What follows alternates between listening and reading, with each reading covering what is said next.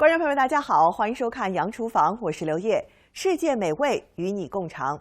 再过几天呢，就是春节了，走在街上呢，都是一派喜气洋洋的节日气氛，家家户户忙着采购年货，准备年夜饭。那今天的节目呢，就要为大家的年夜饭推荐一些不一样的美食，让您的除夕餐桌更加丰盛。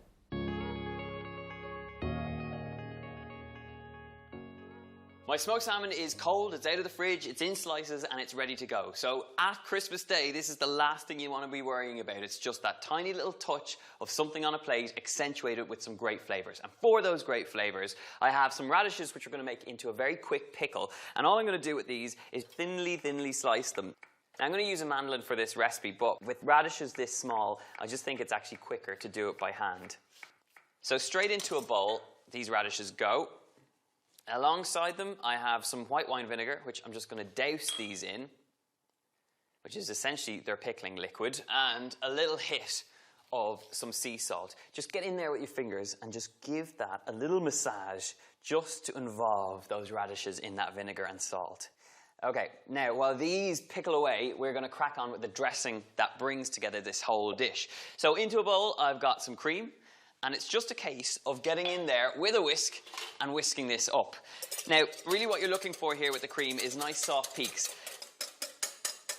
And this air that we've just introduced here is going to give you the most light and airy dressing over this smoked salmon. So to this cream, I'm going to add about a tablespoon or so of yogurt. It's going to give you that sort of acidity in here alongside some lemon juice. Really, it's about kind of trying to find the right balance here. So give that a little mix through. You can just see how creamy and voluptuous this looks. And this will be fine as it is, but we're going to go the extra mile. We're going to hit it with some fresh horseradish. You can get this in most supermarkets at this time of the year. You just want to shave off the exterior of it. And then you're going to use a microplane grater just to tap in this sort of peppery hit you get from it. So you only need a small touch of it, about a tablespoon of grated horseradish. And once you have that, give it a little mix through. Creamy dressing, peppery hit, that is good to go. Now we're going to tackle the veggies. Run the knife down the centre of the fennel. The key to this is getting ultra thin slices, and that's why I'm using a mandolin. When you have the fennel done, do exactly the same with the red onion. Take care when using that mandolin, you don't want to mess with those sharp blades. Next up, I'm going to segment 2 oranges. I like to do this over a bowl so that I don't lose any of the juices. Okay. Every last little drop of orange juice good to go. We've got the onions, we've got the fennel, we've got the orange juice. And now it's just to bring it together with my little secret ingredient, and which is one that is worth getting your hands on. It is these fantastic little preserved lemons. Now the way to prepare these is just run your knife down the centre and then quarter it. And then just using the tip of your knife, just slowly but surely remove the flesh from the peel. And actually it's the peel that we're looking for. Once you have it like this, it's just a case of taking nice thin little slivers here. Take your time with this and make sure that you get nice, lovely little presentation pieces. And now, essentially, we have all the work done. It's just a case of presenting this out now onto a serving platter. I'm just slowly but surely building up this fantastic platter from the outside in. So I'm just going to start decorating this out with some little pea shoots, a tiny touch of the fennel, a little bit of the onion, the little punch of that preserved lemon, 1 or 2 of the orange segments just around the sides, and then don't forget about those gorgeous pickled radishes all the way over this platter. Now, that little hit of horseradish, and you just want to dollop this in and around and over the top here. Really, really simple flavours, just brought together on one gorgeous platter. It is a platter full of vibrance, full of flavour, and something that you should be proud to serve this Christmas. Have a few of these laid out, bring them straight to the table, and let people dig in.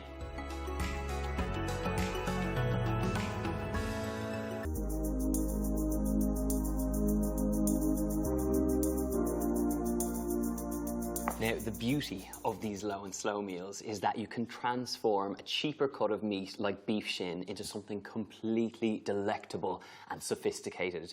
This ragu basically turns your spag bol into spag bol 2.0. And we're going to start off in the pan by browning off this meat. Oil in the pan.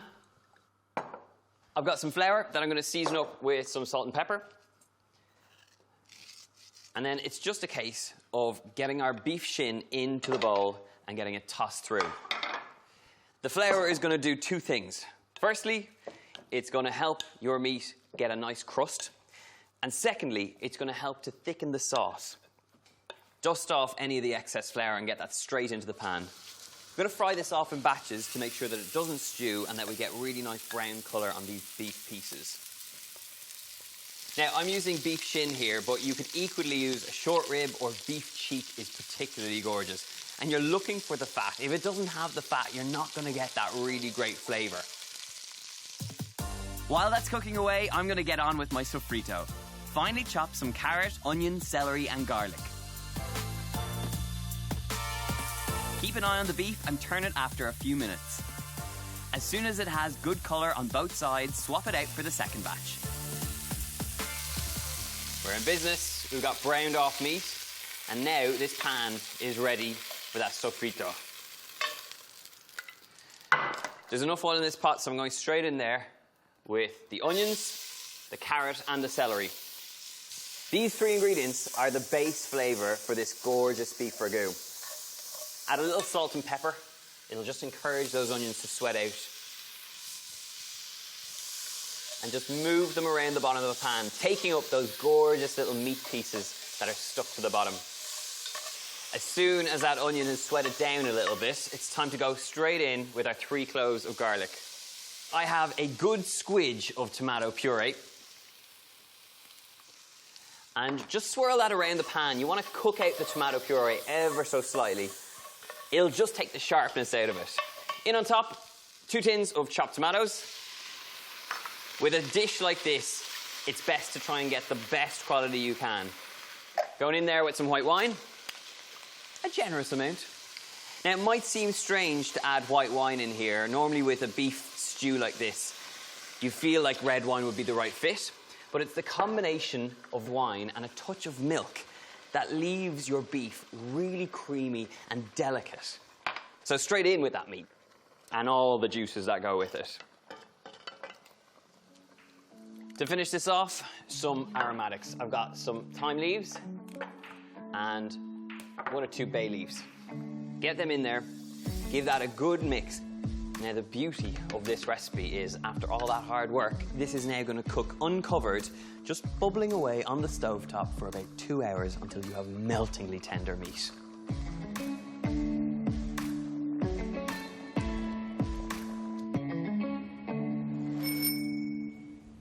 Now, this sauce does take its time. It's been cooking down for about 2 hours.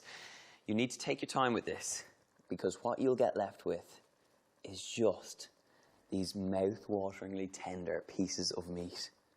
I'm going to shred this up, but I do need to get some pasta on. So I've got pappardelle, which is a really great sort of wide tagliatelle. And the great thing about this pasta is it cooks really quickly.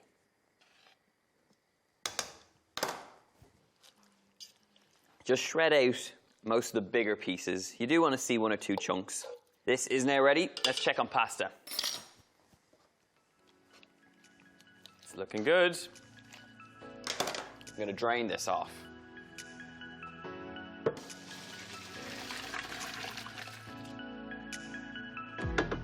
And now, just pour that pasta straight in. Using your tongs, tease the pasta into that sauce. There is nothing better than hot, steamy pasta with a really rich meat sauce. Let's plate it up. Take a huge lump of those gorgeous pappardelle ribbons. A beautiful big spoonful of that gorgeous meat sauce. It is just serious comfort food. Look at that. Just want to eat this by myself in a dark corner. Right, I'm going to finish it off first though. Little shaving of Parmesan just over the top will give you that sort of salty hit. And that, my friends, is a serious plate of pasta. Just look at how good that looks. 15 minutes prep. You have gorgeous, sophisticated pasta. It's my kind of dinner. In 5 minutes, you can cook up a really decent meal. So we're going to make a steak supper with a bit of a difference. I have 5 minutes on the clock. I'm going to click start. There you go. Let's get into the kitchen. So, first thing we need to do is make up a marinade. We're going to fry off both our veggies and our steak for this recipe. I have some baby gem lettuce and I have some spring onions, which are just about falling out of the fridge, but that's okay. The spring onions and the baby gem are essentially going to cook off at the same time as the steak. So, for this marinade, we have some rosemary. Now, rosemary is a hardy herb, and it really works with any grilled meats like this. Take off the leaves, and you want to give this a nice fine chop. Just grab the knife. Now, with rosemary, like I said, woody herb, you need to give it a really fine chop. And once this hits that hot grill and that griddle pan that I'm going to be using to cook up these steaks, which does need to go on, it is important when you're cooking with speed like this that it does come up to temperature really quickly. So only about a teaspoon's amount of rosemary here. You only need that little hit of flavour. So that goes straight into our bowl. This is our marinade bowl that we're going to add a tablespoon of balsamic vinegar for sort of sweet acidity going in here. We are 1 minute down and I'm feeling the pressure. We've got 3 tablespoons of olive oil and we want to go in there with a bit of salt and a little bit of pepper. Now, this is essentially a salad dressing. You could use it as a salad dressing or a marinade. Now, the veggies I'm using here, like I said, baby gem, spring onion, these are going to cook really quickly. But if you had a bit more time, something like courgette or aubergine or even some asparagus spears would be gorgeous here. Get those straight into that dressing. With your hands, give it a good toss. You want to get nicely coated veggies before it goes onto the pan. Not only is it going to coat them and flavour them, but it's also going to create a little bit of a non-stick action in that pan. That sizzle, that is what we're after here. You want to hear that sizzle in the pan. Get in there with that lovely spring onion action on the side here and make sure that you leave a tiny touch of space for the steak we're going to use. Now, when it comes to steak and when it comes to quick cooking, we are talking beautiful minute steak. This is ribeye cut really thinly and your butcher will give you that no problem. You're going to toss it in the remaining ingredients. I've got 3 minutes on the clock and I'm feeling the pressure, so I'm going to stick this straight in the pan. That is the sizzle you're after. It's going to cook in literally a minute or so on either side. Give the hands a quick wash. You want to get nicely cleaned up for your next stage of this recipe, which is to create a chimichurri sauce, which is an Argentinian dressing. This is full of flavour and it's a really great one to serve with any grilled meats. We've got the stalks and the leaves of some flat leaf parsley going in here and all over the board. In there with about 3 tablespoons of olive oil. We are 2 minutes and 24 seconds down, lads. We have to keep on going. A little touch of red wine vinegar. You want to make sure you get that acidity in this here because you've got a lot of sweetness going on in the pan once it comes off that lovely bit of char. So oregano or oregano, wherever you are in the world, goes in there. We got some salt and pepper and I can actually smell that my veggies do need to be turned. So keep your eye on this. And I think before we start a fire, let's stick on the fan. You want to make sure that you get good griddle marks. So this should be what you're after, those nice little black marks. They're going to give great flavour to those veggies. It seems like a strange thing to be cooking up your salads, but this works extremely well. That steak should also have a good bit of colour. Look at that gorgeous char marks. Press it down and let it cook the other side. Back to our chimichurri. Into our ingredients we have a shallot. Sweetness of the shallot is what we're looking for here. Goes straight in, and I've just noticed we have 1 minute and 31 seconds. I think I have all my ingredients. We do. Straight into that food processor, and you're looking for a nice blitz. Essentially what you're looking to create is a sauce that's going to coat over this steak once it comes out. I'm going to have a look at this. It actually needs a tiny touch more olive oil. Is that going to give me enough time? 1 minute left. That steak is actually cooked at this point, so all we need to do is get this ready to go. You do want that fine steak mixture, and I think we're in business with it. Right, steak is cooked. So grab up a serving plate. We're going to leave ourselves a nice bit of space to slice up the steak. That gorgeous griddle veg goes placed straight on the pan. This is seriously quick cooking food. We have 49 seconds to go. Spring onions, nice little bit of flavour going on from them, some sweetness. Steak gets plonked on the board. We're going to slice it up nice and fine. I'm feeling confident. We've still got 40 seconds, so just nice thin slivers, slightly on the diagonal. Take those gorgeous little strips of quick cooked steak and place them around your plate.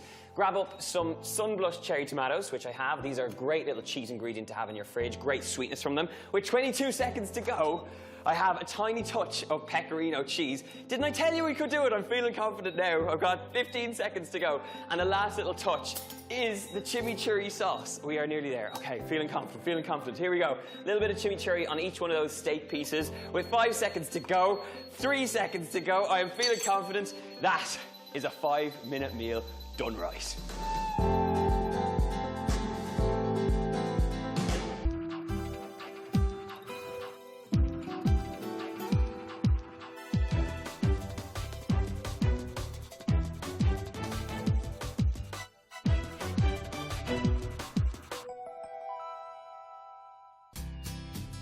We're having a double date on the farm, and to make sure that it's a success, I'm putting together a home run dish, my zucchini pizza with basil mint pesto.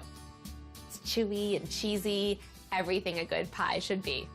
I do my prep inside and then amp up the flavor by taking it outside and cooking it on the grill to get a nice charred crust. To get started, I'm slicing my zucchini. Zucchini is such a great pizza topping because it adds a subtle sweetness and you get a vegetable, but it's also not so strong that it takes away from the cheesy goodness. I'll toss these in a little olive oil.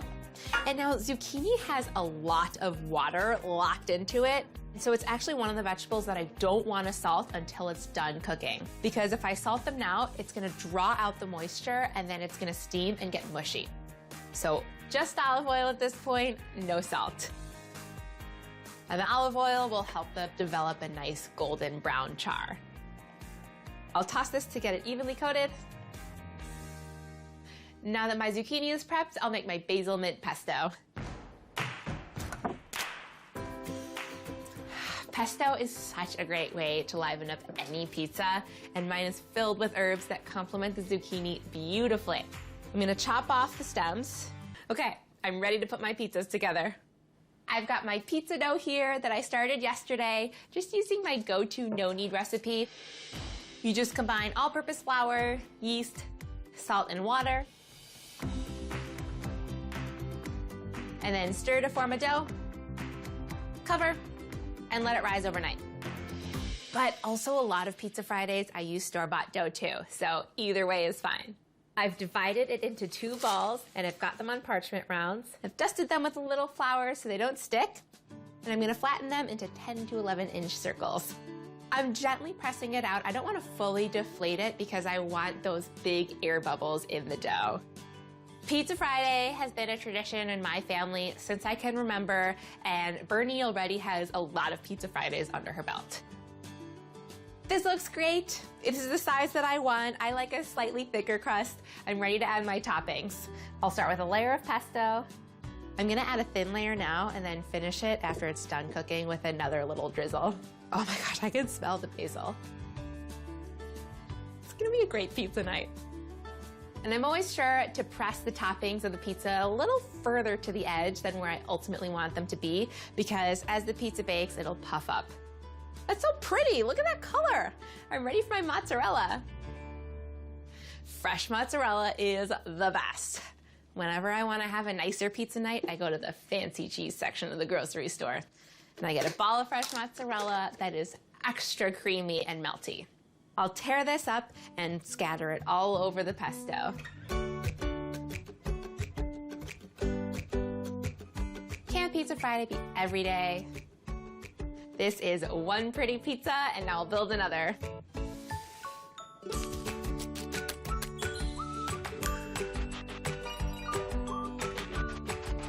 These pizzas are gonna be too good, but not too good to eat. Okay, it's time to grill. Our date night pizzas are prepped, and it's time to get grilling. Hey. Hi, it's so nice out here. Yes, it is. Okay, so first we've got to grill the zucchini and get some nice char marks on it. It's oiled and ready to go.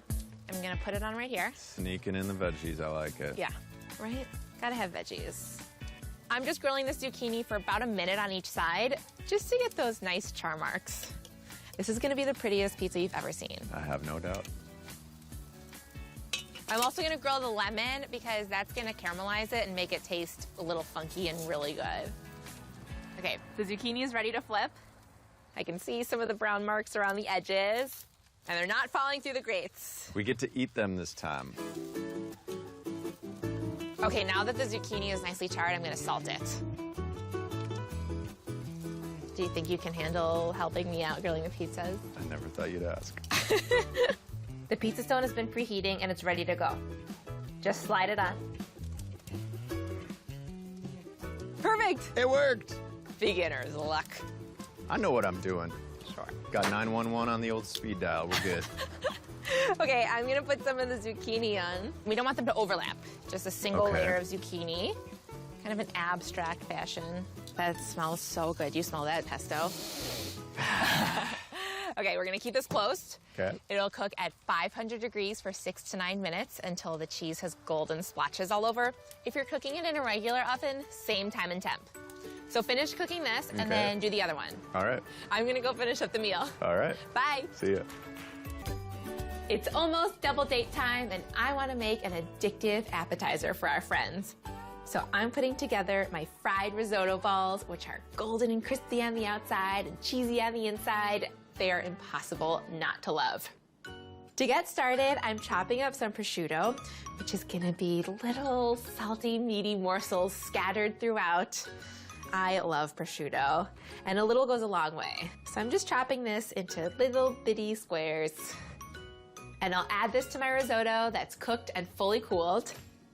And I've got shredded fontina cheese, which is gonna melt down and give you those delicious cheesy string pulls when they're fried. And I really like fontina because of how creamy it is. I'll sprinkle in 1 cup. And 1 egg will help these stay together. So it really doesn't matter what kind of risotto you've made last night, just add an egg and fry it up. Risotto balls are that easy. My mixture is combined, I'm ready to form it into balls. I'm using one of these ice cream scoops so that all the balls are uniform size. Roll it so it's nice and round. And put it on my baking sheet. And this is lined with parchment so that they don't stick. And now I'll keep on rolling and then get these dredged. You start with a nice even coating of flour, then the eggs. The flour helps the egg stick. Finally, my breadcrumbs, making sure to coat the balls completely so they get nice and crunchy. Yeah! I'm ready to fry. My balls look great. I've got a couple of inches of oil heated to 350 degrees in my pan. And now I'm gonna fry them in batches. I wanna be careful not to overcrowd the pan because that'll drop the temperature of the oil and then cause them to taste oily. Gently lower them in. These balls will just take a few minutes on each side. I'm ready to flip. That is the perfect golden brown color that I'm looking for. These are gonna be so pretty. And I'll fry these for a few minutes on the other side. These look perfect. Look at that color. I'm gonna transfer these to a wire rack so that any excess oil can drip off. I've got to taste one of these. Oh, look at how steamy it is. They're so ooey and gooey on the inside and perfectly fried on the outside. I'll just finish up frying and then we'll get this double date started off right.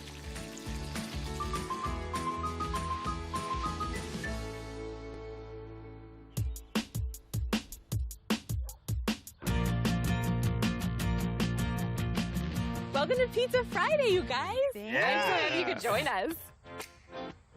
Wow. Happy Pizza Friday. Pizza Friday, the holiday that happens every week. I've never had zucchini on a pizza, and it's amazing. I used to think I was a pepperoni guy, but I may be transitioning to zucchini. Whoa. Whoa, there goes a pig flying. I've got tiramisu. It looks incredible. Yeah. Wow. Tiramisu Tuesday? Yeah. Cheers to that. Yeah. 希望我们今天推荐的美食啊，能够让您和您的家人都会喜欢。在这里呢，我们也祝大家春节快乐，阖家幸福。感谢您的收看，我们下期节目再见。